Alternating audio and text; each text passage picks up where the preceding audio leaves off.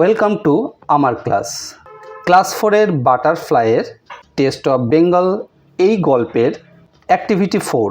এই অ্যাক্টিভিটি 4 আছে দেখো পেজ নাম্বার 40-তে। তো পেজ নাম্বার 40-তে যে অ্যাক্টিভিটি 4 আছে এই অ্যাক্টিভিটিটি আমরা করব, এর সাথে গল্পটিও কিন্তু কন্টিনিউ করব। শেষে আমরা অ্যাক্টিভিটি 5টিও কিন্তু করব। তো চলো প্রথমে আমরা অ্যাক্টিভিটি 4 করি। অ্যাক্টিভিটি 4-এ দেখো right T for true and F for false statements in the given boxes. তো এখানে যে বাক্স দেওয়া হয়েছে এই বাক্সগুলোতে ট্রু অথবা ফলস লিখতে হবে। ট্রু হলে টি আর ফলস হলে এফ লিখতে হবে। তো প্রথমেই দেখো এতে আছে Gogol did not try any Bengali dish at his cousin's house. এটি কি হবে? গোগল তার কাকার বাড়িতে কোনো বাঙালি খাবার খায়নি, এটা মিথ্যে, তাই আমরা কি লিখব? ফলস, এফ লিখব। নেক্সট বিতে দেখো Rivu and Gauri liked the taste of hilsa fish. Rivu এবং গৌরী ইলিশ মাছের স্বাদ পছন্দ করে, এটি ঠিক, তাই আমরা ট্রু অর্থাৎ টি লিখব।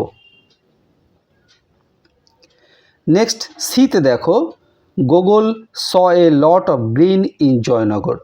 গোগল জয়নগরে প্রচুর সবুজ দেখেছিল, এটিও ঠিক, তাই আমরা ট্রু অর্থাৎ টি লিখব।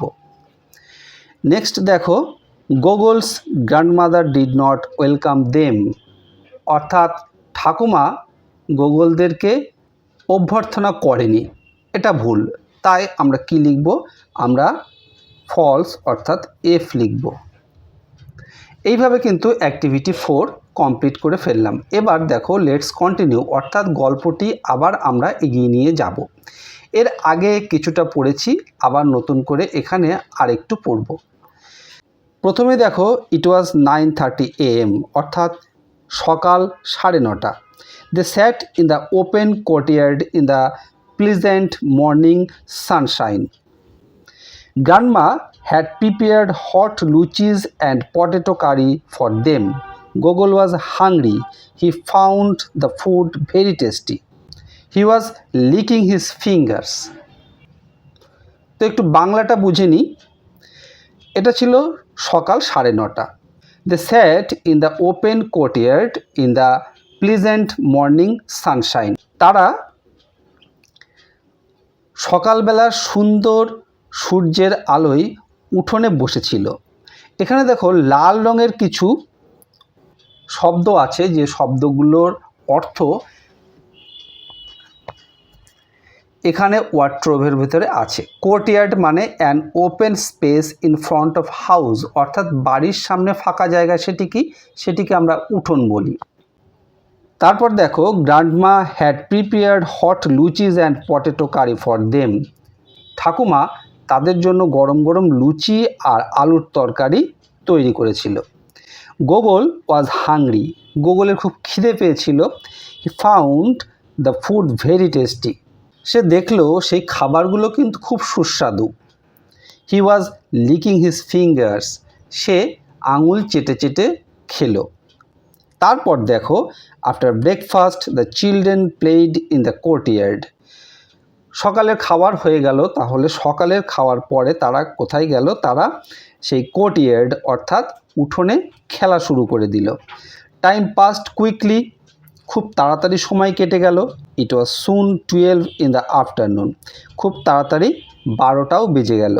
গ্র্যান্ডমা ওয়াজ কুকিং লাঞ্চ, ঠাকুমা কী করছিল? দুপুরের খাবার রান্না করছিল। Gauri told her that Gogol did not like Bengali food. Gauri বলল যে গোগল কিন্তু এই বাঙালি খাবার পছন্দ করে না।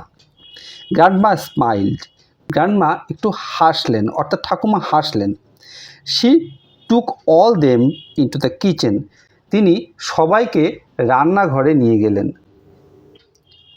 এখানে কোনো লাল রঙের শব্দ নেই, তাই দেখো আলাদা করে ওয়ার্ডট্রোভের ভিতরেও কিন্তু ওখান থেকে কোনো শব্দের অর্থ দেওয়া হয়নি। তাহলেও কতকগুলো শব্দের মানে আমরা এখান থেকে জেনে নিই। ব্রেকফাস্ট মানে আমরা জানি সকালের খাবার, কোর্টইয়ার্ড মানে আগেই জেনেছি, কুইকলি মানে খুব দ্রুত।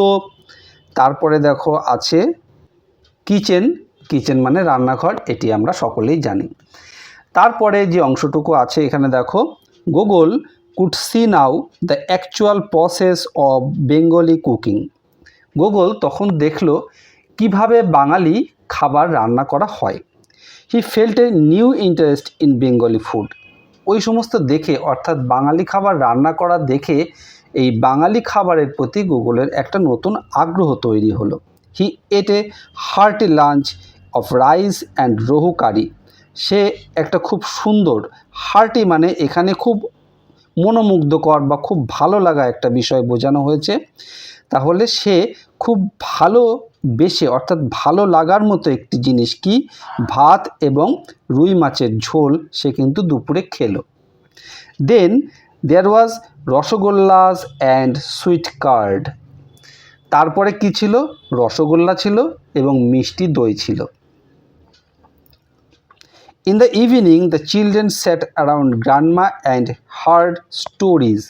সন্ধেবেলায় ঠাকুমার চারিদিকে গোল হয়ে বসে তারা কিন্তু গল্প শুনল। Gogol enjoyed eating piyajis, onion pakoras of favourite Bengali snacks. তার মানে গুগল কিন্তু পেঁয়াজি খুব উপভোগ করলো, অর্থাৎ ঠাকুমা পেঁয়াজি বানিয়েছে সেটি সে খেলো। এটি কি, অনিয়ন পকোড়া অর্থাৎ পেঁয়াজি। এই পেঁয়াজি হলো বাঙালিদের একটা স্ন্যাক্স, অর্থাৎ হালকা খাবার যেটিকে বলা হয়। এই স্ন্যাক্স দেখো লাল কালিতে আছে, তাই দেখো ওয়ার্ড্রোবের ভিতরে এখানে স্ন্যাক অর্থাৎ light food usually eaten in between main meal, অর্থাৎ ভারী খাবার। আমরা যে সকালের খাবার খাই, দুপুরের খাবার খাই বা রাত্রির খাবার খাই, তার মাঝখানে ছোটোখাটো খাবার যেগুলি আমরা খাই সেগুলিকে কি বলা হয়, স্ন্যাক। তারপর দেখো এখানে আছে the family return to Kolkata in evening. তারা সন্ধ্যাবেলায় কলকাতায় চলে এলো। It had been an unforgettable day for Google. এটা গুগলের কাছে মনে রাখার মতো বা স্মরণীয় একটি দিন ছিল। এখানে দেখো আনফরগেটেবল লাল কালিতে লেখা আছে, তাই দেখো ওয়ার্ড্রোবের ভিতরে আনফরগেটেবল মিনস এখানে মেমোরেবল মানে স্মরণীয়। তারপরে দেখো he has realised one important thing about Bengali food. সে বাঙালি খাবার সম্পর্কে একটা জিনিস অনুভব করলো। কি অনুভব করলো? The taste of Bengal is closely related with love and care. বাঙালি খাবার ভালোবাসা এবং যত্নের সাথে খুব গভীরভাবে ওতপ্রোতভাবে যুক্ত, এটি সে কিন্তু অনুভব করতে পারলো। তো এইভাবে গল্পটির কিছুটা অংশ কিন্তু আবার আমরা কমপ্লিট করে ফেললাম। এবার বলেছিলাম অ্যাক্টিভিটি 5টা কমপ্লিট করব। অ্যাক্টিভিটি 5-এ দেখো কি আছে, match column A with column B.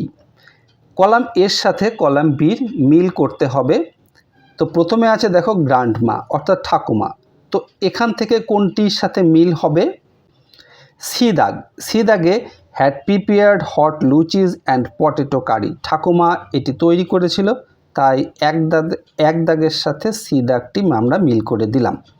তারপর দেখো গুগল, গুগলের সাথে কোনটি মিল হবে, অর্থাৎ 2 দাগের সাথে কোনটির মিল হবে? 2 দাগের সাথে এ দাগ অর্থাৎ found the food very tasty. Google খেয়ে দেখলো যে এই খাবারগুলো কিন্তু খুব টেস্টি। তো এটির সাথে গুগলের সাথে এ দাগের আমি মিল করে দিলাম। তোমরাও এইভাবে করবে। এবার সি দাগ দেখো, সি নয়, এটি 3 দাগ। 3-এ আছে দ্য চিলড্রেন। দ্য চিলড্রেনের সাথে কোনটির মিল হবে? এই যে ডি দাগ, heard stories told by grandma. বাচ্চারা অর্থাৎ ছোট যারা ছিল রিভু, গৌরী এবং গুগল, তারা কি করলো, গ্র্যান্ডমাকে ঘিরে ধরে তার কাছ থেকে গল্প শুনেছিল, তাই এই 3 দাগের সাথে ডি দাগের মিল হলো। আর দেখো যেটি পড়ে থাকলো দ্য ফ্যামিলি, এটির সাথে যেটি পড়ে আছে এই বি দাগ return to Kolkata in the evening, এটির সাথে বি দাগের কিন্তু মিল হবে। এইভাবে আমরা মিল করে দিলাম এবং অ্যাক্টিভিটি 5 কমপ্লিট করে ফেললাম। আশা করি তোমরা বিষয়টি সম্পূর্ণ ভালোভাবে বুঝতে পেরেছো। ভিডিওটি ভালো লাগলে একটি লাইক করো আর তোমার বন্ধুদের মধ্যে শেয়ার করে দিও, তাহলে তোমার বন্ধুরাও শিখতে পারবে। আর এই রকম ভিডিও আবারও পেতে চাইলে চ্যানেলটি অবশ্যই সাবস্ক্রাইব করে রেখো। খুব ভালো থেকো, দেখা হবে আবার নেক্সট ভিডিওতে। Thank you.